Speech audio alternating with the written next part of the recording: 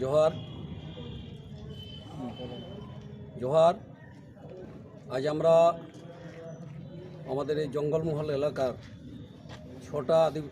ছটা কুর্মী সমাজ বিভিন্ন সংগঠন ছটা আজ আমাদের একটা খুব গুরুত্বপূর্ণ মিটিং হলো।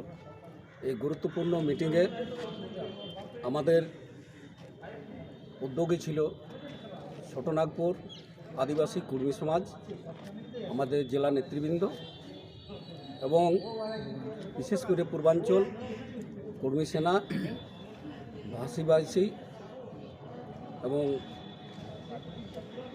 বাঁকুড়া, পুরুলিয়া এবং ঝাড়গ্রামের যেসব নেতৃবৃন্দ ছিলেন, সকলের মধ্যে বিশদভাবে আলোচনা করার পরে আমরা একটা জায়গায় উপনীত হয়েছি যে 17 সাল থেকে আমাদের কমেন্ট জাস্টিফিকেশনটা এটকে আছে কেন। এই বিষয়টা আজকে আমাদের সবার মধ্যে পরিষ্কার হয়ে গেল।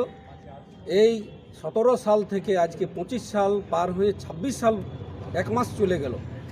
আমরা সরকারের কাছে জোরালোভাবে দাবি রাখব যে আমাদের কমেন্ট জাস্টিফিকেশন বিধানসভার আগামী যে বিধানসভার ভোট তার আগে দিল্লিতে পাঠাতে হবে। আর জিআই অফিস সেখানে তারাকে পাঠাতে হবে, ওইখানে যা সিস্টেম আছে তারা সেইভাবে করবে। কিন্তু প্রশ্ন আমাদের এইটাই, কিন্তু এই জন্যই বলছি যে কমেন্ট জাস্টিফিকেশন এত আন্দোলন এত কিছু হওয়ার পরও সরকার আমাদের দিকে নজর করে নাই।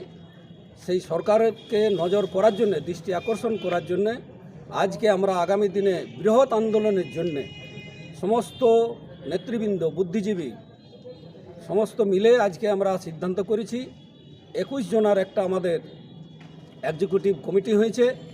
এই এক্সিকিউটিভ কমিটি আগামী দিনের আন্দোলন সম্পর্কে তারা সিদ্ধান্ত নেবে যে আমরা আগামী দিনে কি করব, এই কুর্মী জনজাতির জন্য আমরা কি ভাবছি, কি করছি, সমস্ত বিষয় পুঙ্খানুপুঙ্খ আলোচনা করে আমাদের আন্দোলন, জোরদার আন্দোলন কিন্তু শুরু হয়ে যাবে।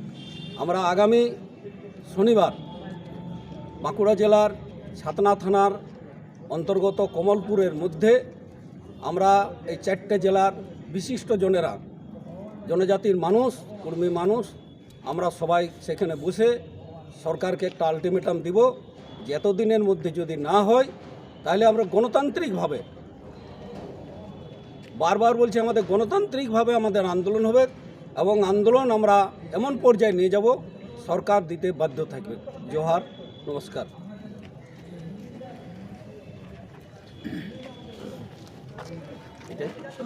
ঠিক আছে।